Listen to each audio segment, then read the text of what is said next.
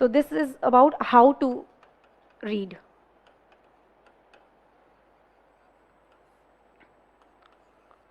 I used to complete a particular topic. Suppose मैंने history उठाया और मॉडर्न पढ़ ली, फिर मैंने वही प्री और मेंस दोनों के हिसाब से पढ़ी. I complete a topic and I go to previous year questions, क्योंकि वो मैंने फर्स्ट मंथ में ही किया हुआ है ना सारा.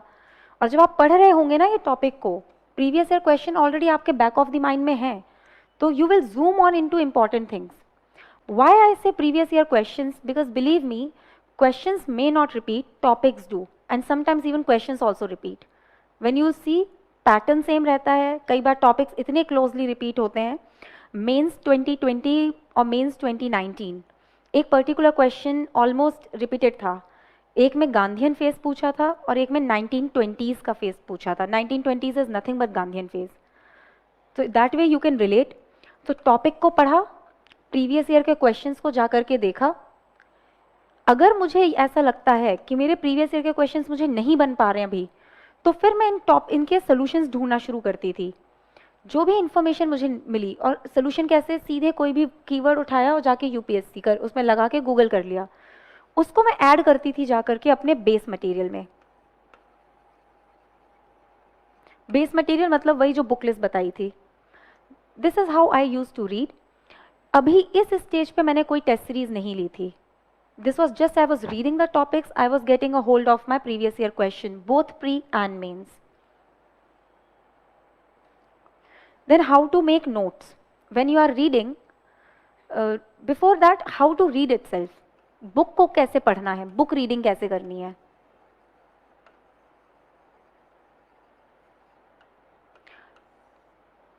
You will need to revise any book at least 8 to 10 times, ताकि वो आपको लंबे टाइम तक याद रहे, लंबे टाइम तक वो आपके सिस्टम में स्टोर रहे. फॉर दैट, पहली रीडिंग कंसेप्चुअल रीडिंग होनी चाहिए. You don't need a pen in your hand, just understand what concept has been conveyed, the core idea that is contained in the chapter. Second reading should be pencil. You should have a pencil in your hand and underline.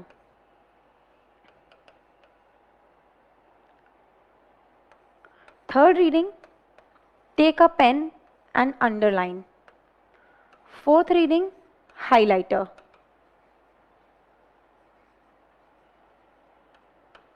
Basically आपने पहली बार में conceptually पढ़ लिया, उसके बाद आप pencil से वो पॉइंट्स इंपॉर्टेंट अंडरलाइन करिए जो आपको लगता है कि हाँ, these are the main points in this chapter. Then take some gap of around 2 days. जैसे अभी कोई टॉपिक पढ़ रहे हैं, अगर बुक के 50 पेज पढ़ लिए, तो अगले 50 पेज के बाद दोबारा जा करके फिर पढ़िएगा और फिर पेन से अंडरलाइन करिएगा. Believe me, if you are doing these 2 exercise properly, आपको यहाँ पर जाकर बहुत कम कंटेंट मिलेगा. Take more gap of around से 7 days. Again read and only highlight the portion जो आप भूल रहे हैं. The portion that you can not recall even after these 3 readings, only highlight that portion. When you will revise your book, you will only revise the highlighted portion. तो आप ये देखो कि हर स्टेज में कंटेंट कम हो रहा है पढ़ने वाला. पहले पूरा पढ़ना था, फिर केवल अंडरलाइन पोर्शन, फिर और कम, फिर finally only highlighted portion. If you revise your highlighted portion, फिर ओवर टाइम ऐसा लगेगा कि हाईलाइटेड पोर्शन में भी कुछ चीज़ें याद हैं, कुछ चीज़ें आप भूल रहे हो. तो उसको पेन से वहाँ पे स्टार मार्क या कुछ ऐसे मार्क या एरो कुछ भी बना लीजिए. Then you only read those star marks और एरो वाली चीज़ें. जब आप लास्ट स्टेज में होंगे, I mean your final revision before prelims और something, you will take hardly 1 day to revise a book and finally maybe 1 hour. इतना कम हो जाता है content. Gradually 1 by 1 you will be able to reduce the content of revision, and that is how you will revise a book 8 to 10 times. उससे पहले वो book याद ही नहीं होगी, वो एग्जाम में जाके रिकॉल करने वाली जो एबिलिटी है वो आएगी ही नहीं. So this is how you should be reading a particular book. Now reading a book is all right. Note making.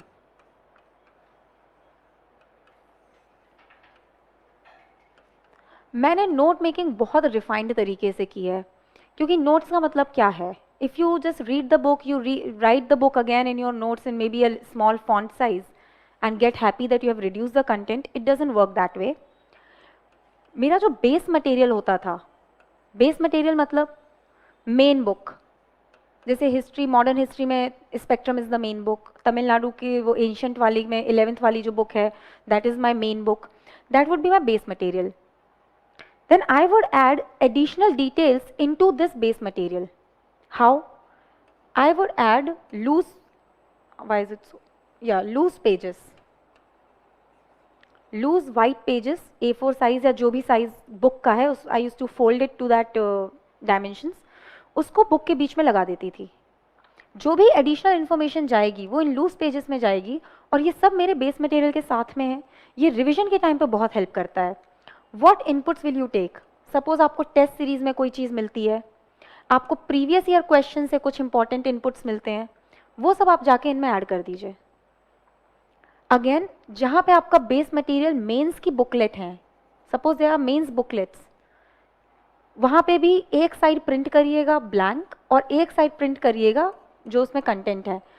Add all that input into this page. At one place you have things that you have to read. आपको 10 जगह पे जाकर के पढ़ने की ज़रूरत नहीं पड़ेगी. मैं इवन जो करंट अफेयर्स की मैंने बुकलेट्स की बात की ना, PT 365, मेंस 365, वो सारे मैं ऐसे ही प्रिंट करती थी, एक साइड ब्लैंक एक साइड प्रिंटेड, ताकि मैं खुद अपने एडिशंस कर सकूँ. कोई कीवर्ड पढ़ा तो उसमें डाल सकती हूँ. This was how I made notes. I mean ज़्यादा था ही नहीं, note making was just adding in to these pages. Note making अगर मैंने कहीं पे बहुत ज़्यादा जाकर के की है, मेंस के लिए की थी. प्रीलिम्स के लिए तो क्या है, अगर आप ज़्यादा फोकस रखिए रिवीजन पे. For prelims you need to read and revise more often, क्योंकि आंसर सामने होगा, मेन चीज़ रिकॉल है. उसमें भी आपको ऐसा लगता है कि कुछ फैक्ट्स तो ऐसे हैं कि वो याद ही नहीं होते, तो क्या करना है, एक A4 साइज शीट लीजिए और उसमें जाकर के लिख लीजिए. मुझे ये प्रॉब्लम ज़्यादातर हिस्ट्री में होती थी, तो मैंने मॉडर्न हिस्ट्री में जैसे मुझे सोशियो रिलीजियस रिफॉर्म मूवमेंट्स वो याद ही नहीं रहते थे. So finally what I did, I took a page, I made a table कि what is the name of the movement, year, people associated and some findings. ऐसा करके one page both the sides ऐसा ही बना लिया. ये कब बनाया था मैंने, प्री के ऑलमोस्ट 2 महीने पहले, क्योंकि तब तक मुझे समझ में आ गया था कि मैं भूल क्या रही हूँ और मुझे याद क्या है. तो सिर्फ उन चीज़ों के लिए मैंने नोट्स बनाए, प्री के स्पेसिफिकली बहुत ही कम थे, hardly there would have been 20-25 pages, that's it. यही नोट मेकिंग अगर आप शुरुआत से करेंगे, you will have very bulky notes, क्योंकि शुरू में सब कुछ इंपॉर्टेंट लगेगा. शुरू में तो लगेगा कि सब कुछ ही तो भूल रहे हैं, let us write everything. So be cautious. Mains के लिए I made notes. How did I make, आपने पूरी प्रिपरेशन में पढ़ाई कर ली है, आपने अपनी स्टैंडर्ड बुक्स को अभी तक अच्छे से पढ़ रखा है. अब मैं जा करके वहाँ पे चीज़ों को, जो इंपॉर्टेंट डायमेंशन है, इंपॉर्टेंट टॉपिक्स हैं, उसको सोचती थी. What the topic is,